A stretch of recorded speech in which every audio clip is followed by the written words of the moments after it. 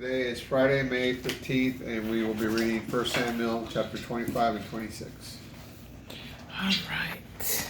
Ella. And you're 5.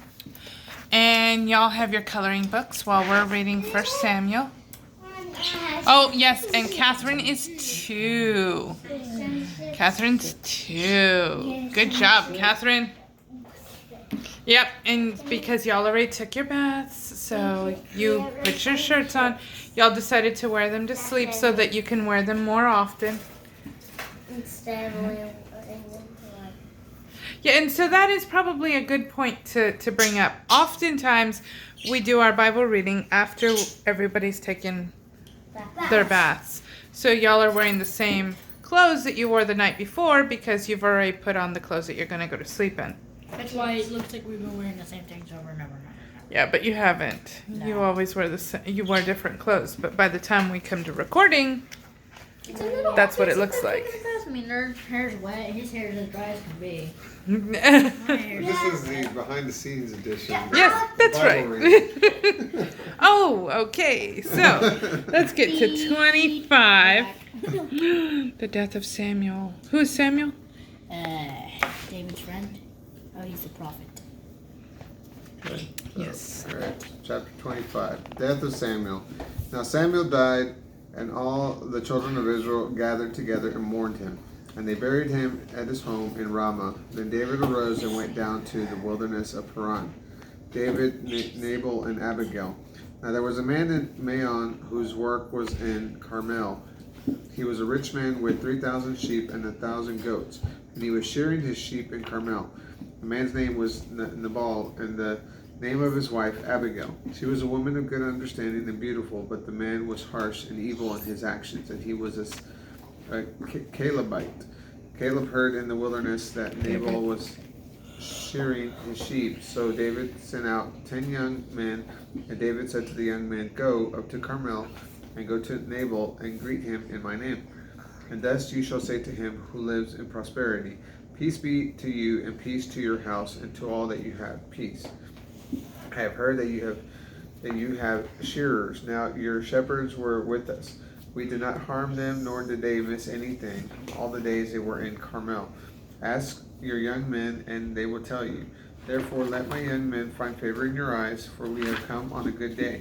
Please give whatever you find at hand to your servants and to your son David." When David's young men came, they spoke to Nabal according to all these words in the name of David, and they waited. And Nabal answered David's servants and said, "Who is David, and who is the son of Jesse? Today many servants are breaking away, each one from his master. Should I then take my bread and my water and my meat, that which I have killed for my shearers, and give it to men whose origins are unknown?" So David's young men turned themselves around and went back. And they came and reported to him all these words. David said to his men, "Each man strap on his sword." And each man strapped on his sword. David also put on his sword, and 400 men went up after David. But the 200 stayed with the baggage. Now one of the young men told Abigail, Nabal's wife, "Listen, David sent messengers out of the wilderness to bless our master, and he railed against them. But the men were very good to us, and we were not harmed, nor did we miss anything all the days we went about with them in the field. They were a wall to us both by night and day. All the days we were with them, keeping the flocks. Now therefore know and consider what you will do, for evil is determined against our master and against all his household. He is such a worthless man that one cannot speak to him." Then Abigail hurried and took 200 loaves, 2 bottles of wine, 5 prepared sheep, 5 measures of roasted grain, 100 clusters of raisins, and 200 cakes of figs, and she loaded them on donkeys. And she said to her servants, "Go on before me. See, I will be coming after you." But she did not tell her husband Nabal. And as she was riding on the donkey and going down into the cover of the mountain, David and his men were coming down to meet her, and she met them. Now David had said, "Surely in vain have I guarded all that this man has in the wilderness, so that nothing was missed of all that belonged to him. And he has returned me evil for good. So may God do unto the enemies of David, and more also, if by morning I leave even one male of all who belong to him. When Abigail saw David, she hurriedly got down from the donkey and fell before David upon her face. She bowed herself to the ground. So she fell at his feet and said, Against me alone, my lord, is the guilt. Please let your handmaid speak in your ears, and hear the words of your handmaid. Please do not let my lord set his heart against this worthless man, against Nabal. For as his name is, so is he. Nabal is a name, and folly is with him. But I, your handmaid, did not see the young men of my lord whom you sent. Now, my lord, as the Lord lives, and as your soul lives, because the Lord has restrained you from coming in bloodshed and from avenging yourself with your own hand, now let your enemies and those seeking to do evil to my lord be as Nabal. Now let this blessing which your maidservant has brought to my lord be given to the young men who follow my lord. Please forgive the transgression of your handmaid, for the Lord will certainly make my lord a sure house, because my lord fights the battles of the Lord, and evil shall not be found in you all your days. Even if a man rises to pursue you and to seek your life, and the life of my Lord will be bound in the bundle of the living with the Lord your God. With the lives of your enemies he will sling out, as from the hollow of a sling. It will be that when the Lord does for my Lord according to all the good that he has spoken concerning you, and has appointed you ruler over Israel, that this will be no grief to you, nor an offense of heart to my Lord, either that you have shed blood without cause, or that my Lord has avenged himself. But when the Lord has dealt well with my Lord, then remember your handmaid. David said to Abigail, Blessed be the Lord God of Israel, who sent you this day to me. And blessed is your discretion, and blessed are you who have kept me this day from coming to shed blood, and from avenging myself with my own hand.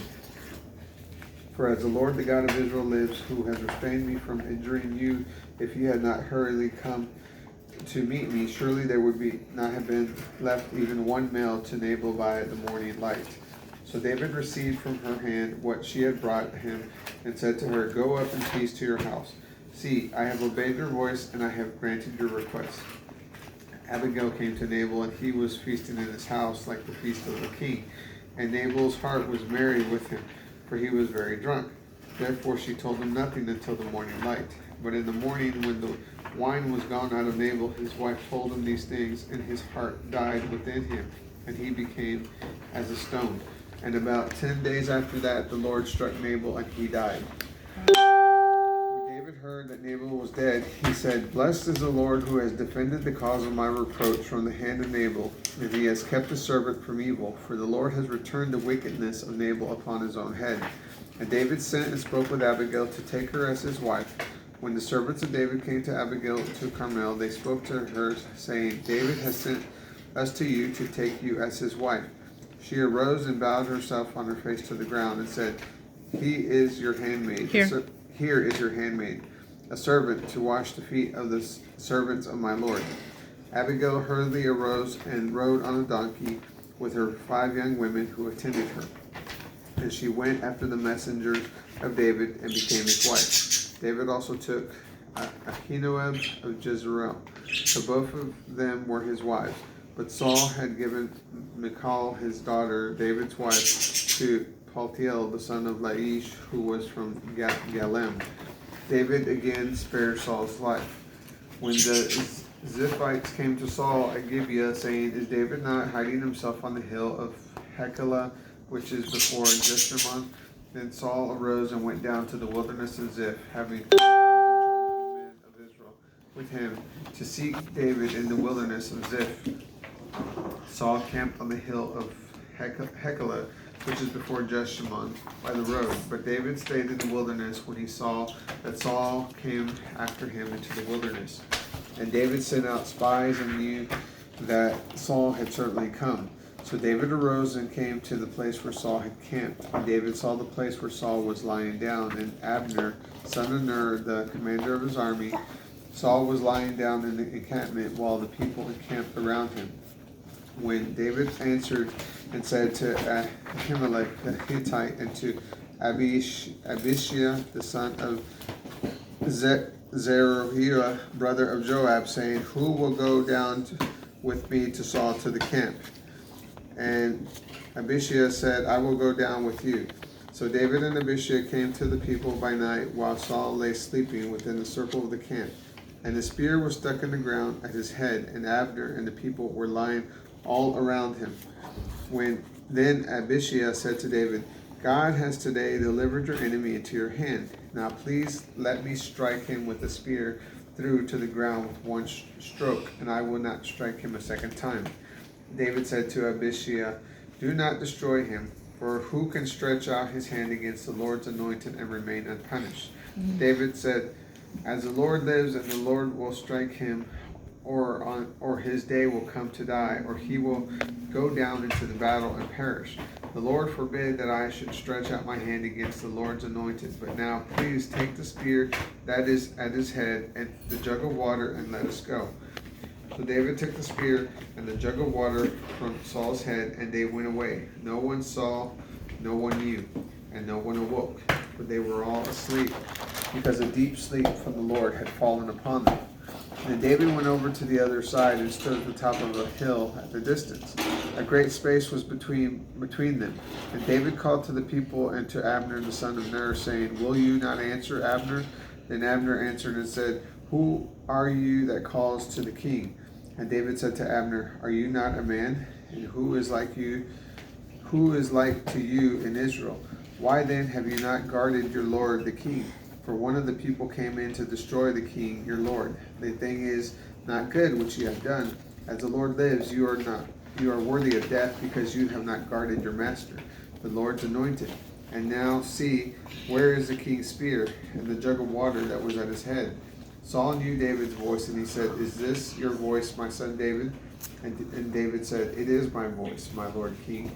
He said, why is my lord pursuing after his servant? For what have I done? Or what evil is in my hand? Now please let my lord king hear the words of his servant. If the Lord has stirred you up against me, let him accept an offering. But if it was the sons of men, cursed are they before the Lord. For they have driven me today from having a share in the inheritance of the Lord, saying, go serve other gods. Now do not let my blood fall on the ground away from the presence of the Lord. Truly the king of Israel has come out to seek a single flea, as when one pursues a partridge in the mountains.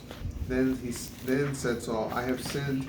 Return my son David, for I will not harm you again, because my soul was precious in your eyes this day.